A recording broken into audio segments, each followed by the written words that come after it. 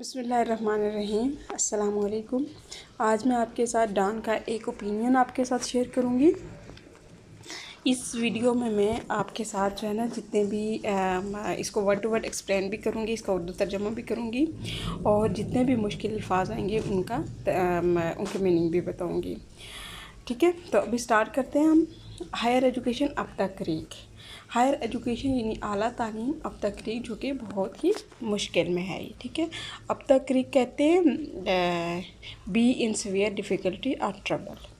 ठीक है, अच्छा, ये जो ओपिनियन है ये फैसल बारी ने लिखा है 27 मई 2022 को। ये डान न्यूज़पेपर में ये पब्लिश हुआ है। तो चलिए स्टार्ट करते हैं। Many public sector universities specially the older and bigger ones. बहुत सारी पब्लिक सेक्टर की यूनिवर्सिटीज़ स्पेशली पुरानी और जो बड़ी यूनिवर्सिटीज़ थी have been facing severe budgetary pressure.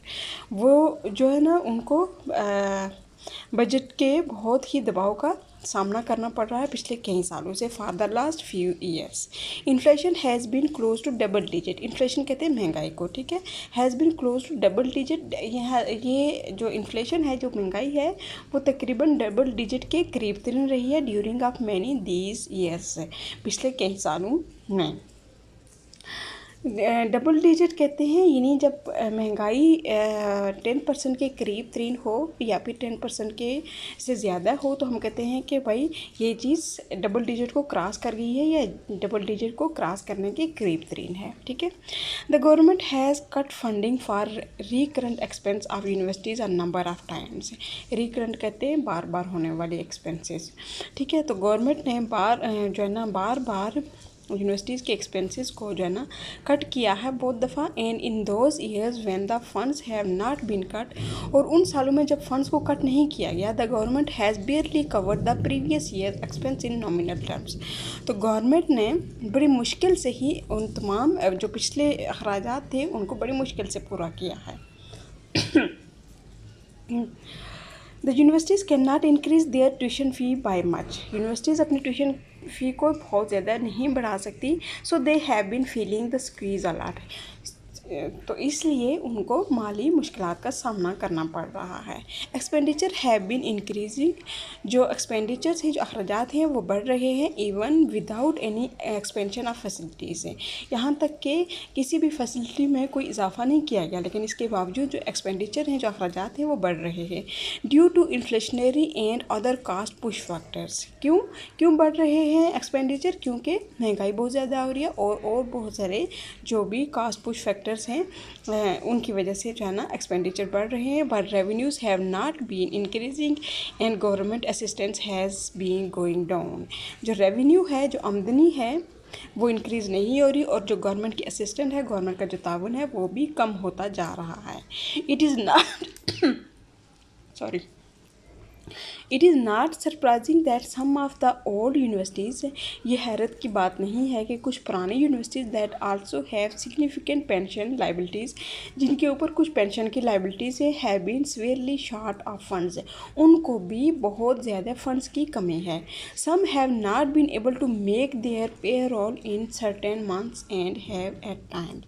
कुछ यूनिवर्सिटीज़ तो ऐसी हैं कि जो कि अपने मंथली पेरोल को भी मैनेज नहीं कर पाई at times and to be given emergency funds, और फिर उनको इमरजेंसी फ़ंड देना पड़ा।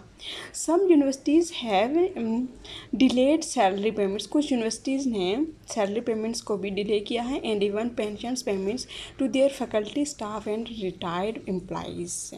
और अपने जो कुछ यूनिवर्सिटीज़ ने जो है ना सैलरी पेमेंट को डिले किया है और पेंशन पेमेंट को भी। अब किसको? अपने जो उनके फैकल्टी के स्टाफ था और जो भी उनके रिटायर्ड एम्प्लॉइज़ थे, उनके पेंशन्स और उनके जो सैलरी थी उनको डिले किया है। But all this did not stop government from continuing to set up new public sector universities.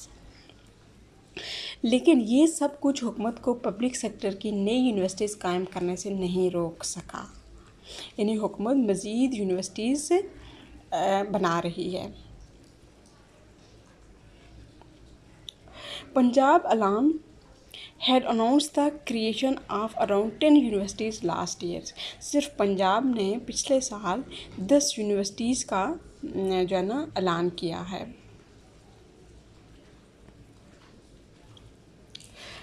कहूँगे the federal government has also set up a number of new higher institution.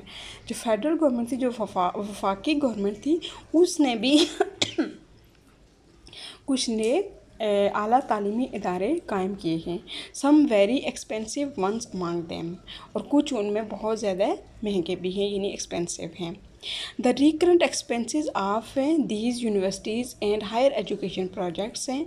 In universities के होने वाले अखराजात और higher education projects once they start, अगर ये एक दफ़ा start हो गए, will have claim over higher education funding as well. तो ये फिर क्लेम करेंगे, ये जो नए प्रोजेक्ट जो गवर्नमेंट ने स्टार्ट किए हैं, तो ये अगर एक दफ़ा स्टार्ट हो गए तो ये फिर क्या करेंगे कि ये हायर एजुकेशन फंडिंग को भी क्लेम करेंगे। This will only mean more pressure on all the universities. तो फिर ये क्या होगा कि ये फिर यूनिवर्सिटीज़ के ऊपर और ज़्यादा दबाव होगा। अ फ्यू डेज अगो, कुछ दिन पहले, we saw the current government proposing only around Rs 30 billion for recurrent expenses for universities for next years। पिछले कुछ दिन पहले हमने देखा कि मौजूदा हुकूमत ने अगले साल के लिए यूनिवर्सिटीज़ के लिए सिर्फ 30 अरब रुपए के लगभग अखराजात की तजवीज़ दी है। ठीक है। The last government could only give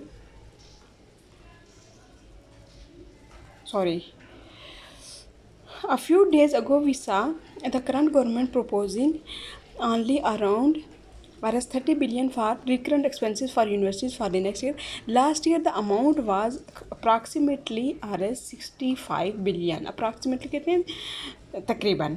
ठीक है, तो पिछले साल जो ये अमाउंट थी वो 60 बिलियन के करीब थी। ठीक है, तकरीबन 60 बिलियन थी। If universities were in trouble with Rs 65 billion, अगर यूनिवर्सिटीज़ को 65 बिलियन के साथ मुश्किलात का सामना था, what are they going to do with only Rs 30 billion, तो देन फिर वो सिर्फ 30 बिलियन के साथ फिर वो क्या करने जा रहे हैं, क्या करेंगे। यानी जब 65 बिलियन रुपीज़ यूनिवर्सिटीज़ के लिए दिए थे गवर्नमेंट ने, तो उस टाइम यूनिवर्सिटीज़ को बहुत ज़्यादा मुश्किलात का सामना करना पड़ रहा था पिछले साल। तो इस दफ़ा तो गवर्नमेंट ने सिर्फ 30 बिलियन का कहा है, तो फिर वो 30 बिलियन के साथ क्या करेंगे। How are they going to survive the next year, तो फिर वो अगले साल के लिए कैसे सर्वाइव करेंगे, कैसे जिएंगे। The amount over universities actually need is well in excess of Rs 100 billion. हमारी यूनिवर्सिटीज़ को दर हकीकत जितनी रकम की ज़रूरत है वो 100 बिलियन रुपए से भी ज़्यादा है। ठीक है, the amount of universities actually need is well in excess of Rs 100 billion. इन जितनी भी हमारी यूनिवर्सिटीज़ को ज़रूरत है वो 100 बिलियन से ज़्यादा की ज़रूरत है। The last government could only give Rs 65 billion, तो पिछली गवर्नमेंट ने सिर्फ 65 बिलियन दिया था। This had created a very serious problem for a number of universities, और इसने भी बहुत सारी यूनिवर्सिटीज़ के लिए एक सीरियस प्रॉब्लम क्रिएट किया हुआ था। And have been driven some to a brink of insolvency, और फिर उनको बहुत ज़्यादा इंसॉल्वेंसी यानी दिवालिया होने के करीब तरीन कर दिया गया, यानी उनके पास फ़ंड नहीं थे और वो इंसॉल्वेंट डिक्लेयर होने के करीब थी। If the proposal for cutting funds to Rs 30 billion goes ahead, अगर ये जो प्रपोज़ल जो इन्होंने दिया है था 30 बिलियन के को कट करने का, अगर ये आगे बढ़ता है, यानी अगर ये एक्सेप्ट हो जाता है, this will completely decimate higher education in the public sector. Decimate कहते हैं तबाह करना, तो ये मुकम्मल तौर पर हायर एजुकेशन यानी आला तालीम को पब्लिक सेक्टर में तबाह कर देगा, ख़त्म कर देगा। Sorry for that. The appeal to the government would be to increase higher education funding. हुकूमत से अपील है, the appeal to the government would be to increase higher education funding, कि वो हायर एजुकेशन फंडिंग में इजाफ़ा करे। The future of young people and the future of the country, जो young people हैं, जो जवान लोग हैं, उनके मुस्तकबिल के लिए और मुल्क के मुस्तकबिल के लिए, जो कि डिपेंड करता है ऑन प्रोड्यूसिंग ह्यूमन कैपिटल, जो कि किस पे डिपेंड करता है, ह्यूमन कैपिटल, इंसानी जो है कैपिटल को सरमाए की पैदावार पर मुनहसर है, जो पाकिस्तान किधर गया, in the future of the country and producing human capital that will put Pakistan on the decent growth trajectory and keep it there, जो पाकिस्तान को तरक्की के अच्छे रास्ते पर गामजन करेगा और फिर उसको बरकरार रखेगा। Higher education plays a crucial role in this goal, higher education जो है इसमें एक बहुत अहम किरदार अदा करता है इन दिस गोल, इस टारगेट या इस गोल तक पहुंचने के लिए। If funding can not be increase, अगर फंडिंग इंक्रीज नहीं हो सकती, at a very least the universities should be given as many funds हैं। अगर फंडिंग में इजाफा नहीं किया जा सकता तो कम से कम यूनिवर्सिटीज़ को इतने ही फ़ंड दिए जाएं जितने पिछले साल थे। If we assume an inflation level of around 10%, अगर हम ये फ़र्ज़ करें कि जो इन्फ्लेशन थी, जो महंगाई थी, वो 10% के करीब थी या 10% थी, it would mean funding of about $72 billion for the coming year. तो इसका मतलब ये होगा कि आने वाले साल के लिए तकरीबन 72 अरब यानी 72 अरब रुपए की फ़ंडिंग होगी। क्यों? क्योंकि अगर पिछले साल उन्होंने 65 बिलियन रुपीज़ मख्तस किए थे, तो इस दफ़ा 10% उनको बढ़ाने पड़ेंगे। ठीक है, even with this funding level it might still be necessary to, और इस फंडिंग लेवल के साथ भी ये ज़रूरी है उनके लिए कि to stop most development project के, उनके लिए ज़रूरी है कि वो एक तो क्या करें कि जितने भी डेवलपमेंट प्रोजेक्ट यानी जो उन्होंने नए प्रोजेक्ट यूनिवर्सिटीज़ के लिए जो यूनिवर्सिटीज़ का ऐलान किया है उसको स्टॉप कर दें, और दूसरा रिवर्स और at least hard the development of new universities.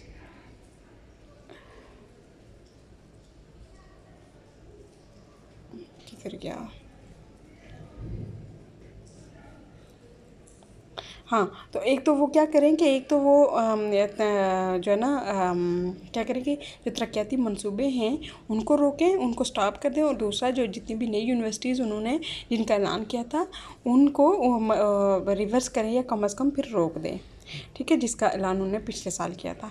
We clearly can not afford new universities at this stage, इस टाइम पे या इस स्टेज पे हम नई यूनिवर्सिटीज़ को अफोर्ड नहीं कर सकते। एंड इफ़ वी कीप री allocating from the same fund, और अगर हम फिर ये करते हैं कि हम अगर उसी फ़ंड के साथ उनको रीअलोकेट करते हैं, we will keep compromising on the quality of education, तो फिर हमें क्वालिटी ऑफ एजुकेशन यानी तालीम के म्यार के ऊपर हमें कंप्रोमाइज़ करना पड़ेगा। That we can give to our students, जो कि हम अपने स्टूडेंट्स को दे सकते थे। If the government God forbid, खुदा ना करे कि अगर government decide to cut funding to $30 billion, अगर डिसाइड कर देती है कि वो 30 बिलियन यानी 30 अरब रुपए की फ़ंडिंग कट करेंगी, then we should have a serious debate in the higher education sector about closing down a significant number of programmes in many universities and maybe even a number of universities themselves.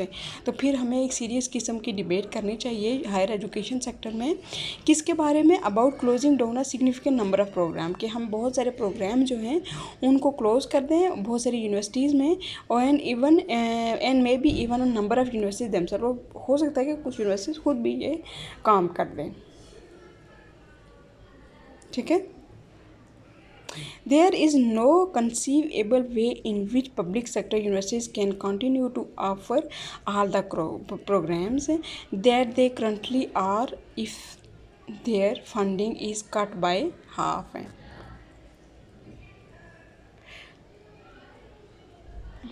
कहाँ गया, ऐसा कोई भी मतलब वो कोई काबिल फ़हम तरीका नहीं है कि जिनमें पब्लिक सेक्टर की यूनिवर्सिटीज़ इन तमाम प्रोग्रामों को पेश करना जारी रख सके जो वो फ़िलहाल कर रही हैं, और अगर इनकी फ़ंडिंग में निस्फ कमी कर दी जाए तो वो यानी यूनिवर्सिटीज़ वो नहीं कर सकेंगी। ठीक है, asking universities to raise their own funding is not going to be of much help. अगर यूनिवर्सिटी से ये कहा जाए कि वो अपनी फंडिंग खुद ही रेज करें तो ये भी कोई ख़ास हेल्पफुल नहीं होगा। How much can they raise the tuition fee by even if they wanted, अगर वो चाहें भी तो वो कितना सा अपनी ट्यूशन फ़ी से अपनी फंडिंग को रेज कर सकेंगी इन 1 ईयर, एक साल में। Raising non-tuition revenues in the higher education sector in Pakistan is not easy. जो नॉन ट्यूशन रेवेन्यूज़ आमदनी है उसको भी हायर एजुकेशन सेक्टर में इतना भी आसान नहीं है. It is hard enough for private, not for profit universities. If it is near impossible for most of the bureaucratic rule governing public sector universities to do.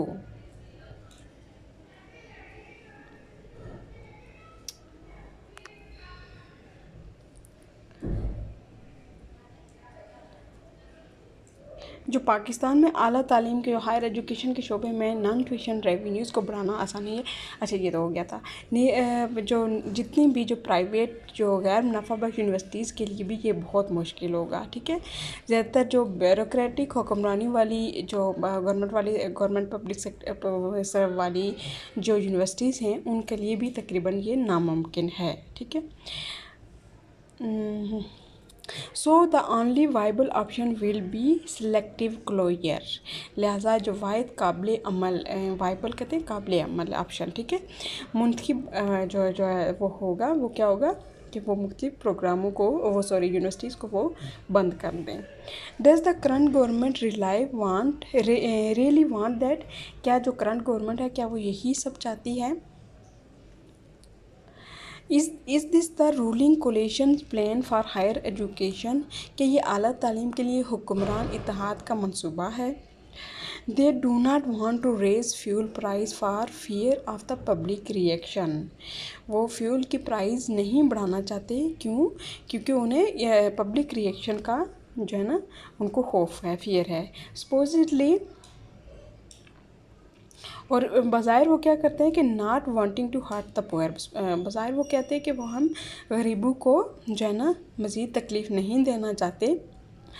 लेकिन वो क्या करते हैं कि but would they be fine with killing the higher education sector in the country. लेकिन क्या मुल्क में जो हायर एजुकेशन के शोबे में हैं उसको मारने के लिए मारने से वो ठीक हो जाएंगे. It seems to be a really strange choice the government seems to be making. ये एक बहुत ही जो है ना एक अजीब सा ही इंतखाब है जो ये हुकूमत कर रही है.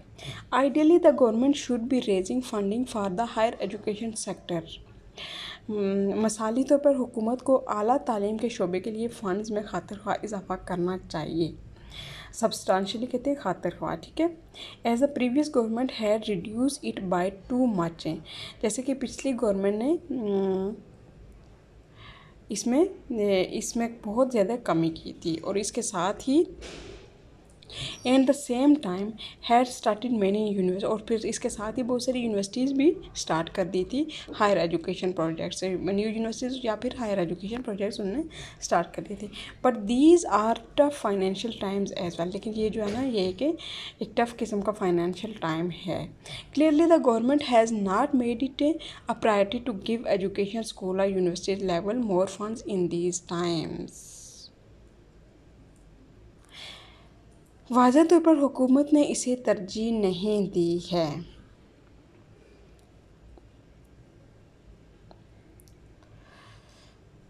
किधर क्या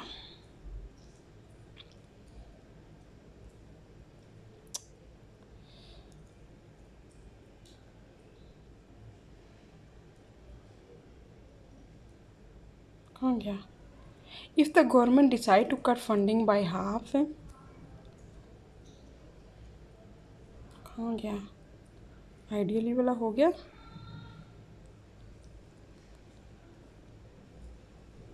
if more funding is not available. No sorry it seems to be really strange choice the government seems to be making. अच्छा ideally the government should be raising funding for the higher education sector. Substantially ये भी हो गया. But these are tough financial. Clearly the government has not made it priority to give education school और university level. If more funding is not available. अगर ज़्यादातर जो है अगर ज़्यादा फंड्स अवेलेबल नहीं है the government should keep the funding level at least years level but last year level but stop the work on new projects. अगर हुकूमत के पास ज़्यादा फंड नहीं है तो कम अज़ कम उसको उन फंड्स को पिछले साल के फंड्स के लेवल के बराबर रखना चाहिए. ठीक है.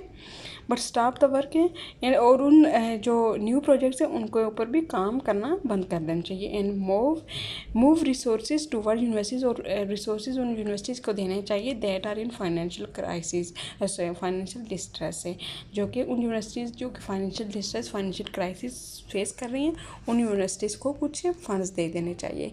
If the government decides to cut funding by half है, अगर हुकूमत फंडिंग में यानी निस्फ कमी कर दे क्या या फैसला कर देती है, they should seriously consider closing down many programmes and universities, तो इन्हें बहुत से प्रोग्रामों और यूनिवर्सिटीज़ को बंद करने पर संजीदगी से गौर करना होगा। It will happen by default, ये बाय डिफ़ॉल्ट हो जाएगा। It is better to do it by design, ठीक है, ये डिज़ाइन के ज़रिए से करना, लेकिन ये बेहतर है कि इसको एक तरकीब के ज़रिए से एक डिज़ाइन के ज़रिए से इसको किया जाए। But government should then also accept the fact that education has a fairly low priority for them, लेकिन फिर हुकूमत को इस हकीकत को भी तस्लीम करना पड़ेगा कि इनके लिए तालीम को काफ़ी कम तरजीह हासिल है, यानी वो हायर एजुकेशन को इतनी प्रायोरिटी नहीं देते। The consequences in terms of the impact on the current cohort of youth and on future growth prospects of our Pakistan should also be acknowledged and accepted। नौजवानों की जो मौजूदा ग्रोह है या मौजूदा जो जमात है और पाकिस्तान के मुस्तकबिल की तरक्की के इम्कानात पर असरात के हवाले से नताइज को भी तस्लीम किया जाना चाहिए। तो ये था ओपिनियन डाना न्यूज़पेपर से मैंने लिया। Thank you so much. अल्लाह हाफिज़।